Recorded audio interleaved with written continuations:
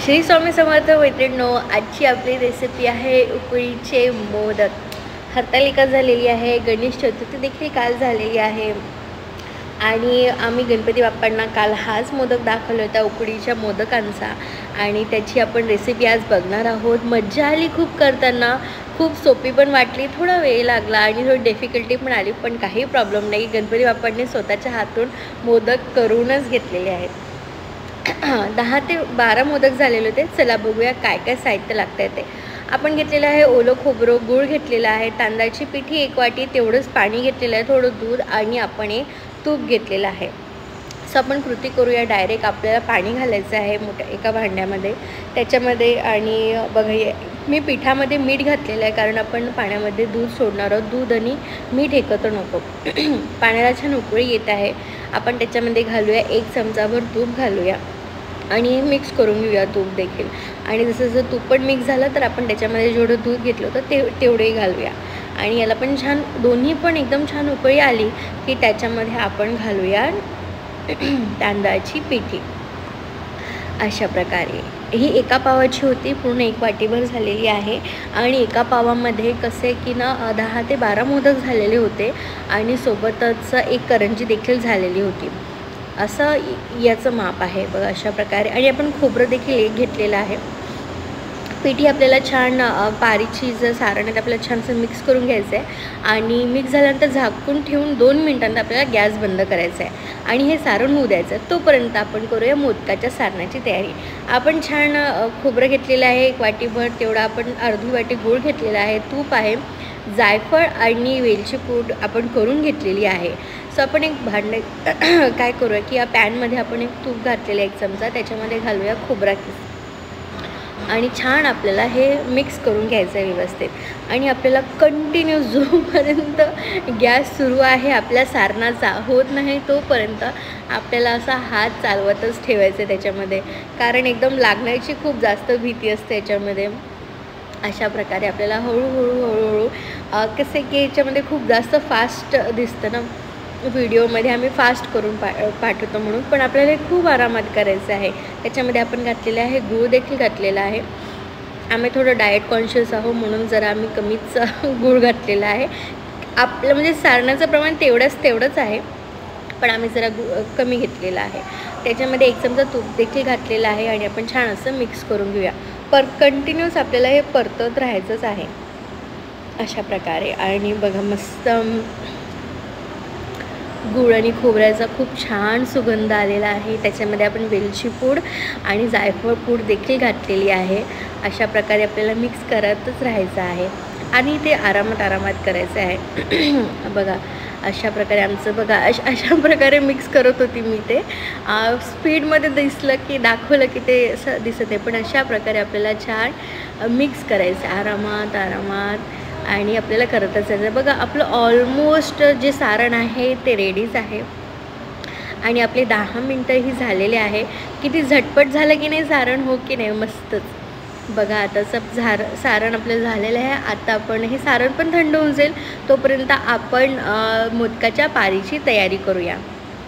बढिया, चला सारण घेतलेलं आपण, ते जे पारीचं जे सारण आहे ते घेऊया। पिठी घेतलेली आपण एका प्लेटमध्ये घेतलेली आहे, तुम्ही परातमध्ये पण घेऊ शकता। आणि याला छान आपल्याला ना यासाठी छान तेल पाण्याचा हात आणि याला छान चुरून घ्यायचं आहे। गरम असतानाच आपल्याला ही छान चुरून घ्यायची आहे आणि हिला छान मळून घ्यायचं आहे। सो छान बघा अशा तुम्ही प्लेट किंवा वाटीने पण करू शकता, पण मी हातानेच केलं आहे, पण ठीक आहे। थोडंसं मी पाण्याचा हात लावून केलं होतं आणि छान आपल्याला हिला एकजीव करून घ्यायचं आहे आणि छान अशी आपली मऊसर पारी व्हायला हवी। तर माझी थोडी घट्टसर झाली होती, मोदक जरा वळताना त्रास झाला होता, पण झाली। मग मी तिला खूप मळलं, खूप चोगलं। तशा प्रकारे बघा ही अशी छान आपल्याला छान अशी हिची कणिक भिजून घ्यायची आहे। मोदकाची पारीसाठी आपल्याला छान हिला असं मळून बघा जे आवरण आहे ना ते बरोबर व्हायलाच हवं, तेव्हाच आपल्याला मोदक खूप छान होतात आणि त्याची आपल्याला मोदक वळायला पण सोपी जातात।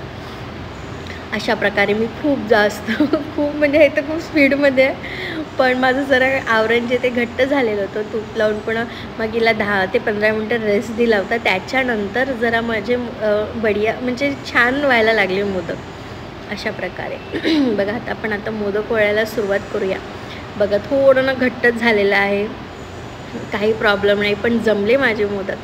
अशा प्रकारे आपल्याला घेऊन घ्यायचं आहे. मी लाटून घेतलेले होते, काही लाटून घेतले होते, काही दुसऱ्या पद्धतीने बनवले. बघा अशा प्रकारे घेतले आहे, लाटून घेतलेले आहे मोदकाची पारी. आणि त्याच्यानंतर बघा अशा प्रकारे मोदकाची पारी लाटून झालेली आहे. थोडंसं पाणी लावून घेते काढाकाढाने आणि त्याच्यानंतर चिमटीच्या साहाय्याने, जी चिमटीची मेथड आहे ना, तशा प्रकारे मी मोदकाच्या कळ्या पाडून घेण्याचा प्रयत्न करते. बघा अशा प्रकारे चिमटीच्या साहाय्याने एक बोट समोर घेऊन आणि बाकीच्या दोन बोटांनी चिमटी पाडून घेतलेली आहे. आणि अशा प्रकारे बघा आपला मोदक बनतोय. पहिला मोदक होता हा माझा उकडीचा. हळूहळू माझ्या कळ्या तर पडल्या बघा अशा प्रकारे.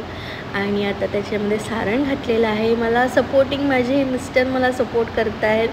आणि अशा जवळजवळ घेतल्या सर्व कळ्या आणि त्याच्यानंतर मग मी वरून अशा त्याला एकत्र केला. थोडंसं वरचं जे आवरण होतं मी ते काढून घेतलं. आणि अशा प्रकारे आपला मोदक, हा पहिला माझा मोदक, उकडीचा मोदक रेडी झालेला होता. आणि आपण छान केळीच्या पानाचा शेप जाळणीमध्ये करून घेतलेला आहे आणि त्याच्यामध्ये ठेवला. त्यानंतर मी दुसऱ्या पद्धतीने हा मोदक केला होता. म्हणजे लाटून न घेता हातानेच आपली पारी बनवली. पारीला हे केलं, त्याच्यामध्ये कळ्या कमी पडल्या आणि थोडं हे ना जाडसर झालेलं होतं. त्याच्यामध्ये सारण भरलं, पण ठीक आहे, जमला मोदक हा पण. बघा अशा प्रकारे बोटांवर घेऊन फिरवला आणि आपला मोदक जमलेला होता. अशा प्रकारे आपला हा दुसरा मोदक देखील रेडी झालेला होता. छान दिसतोय की नाही? मस्त झालेला होता मोदक. आता बघा आता हा एक लाटून घेतलेला आहे आणि अशा प्रकारे पुन्हा हा चिमटीनेच प्रकार करते आहे. जसं बघा, जसे आता म्हणजे पुण्याकडचे लोक करतात तशा प्रकारेच. आणि छान हा पण मी छान असा बोटांवरच करून घेतलेला आहे.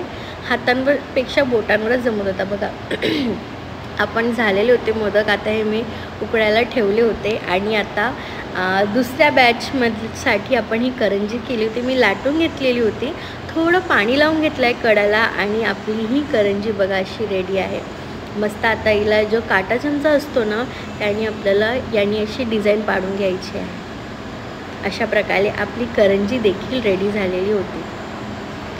थोडी दाबून घेतली होती नंतर मी, मला जिथून वाटत असेल. आणि अशा प्रकारे आपली ही करंजी रेडी झालेली होती. आणि बघा मस्त झालेलं ना. चला आपण हिला पण छान स्टीम करून घेऊया, वाफवून घेऊया.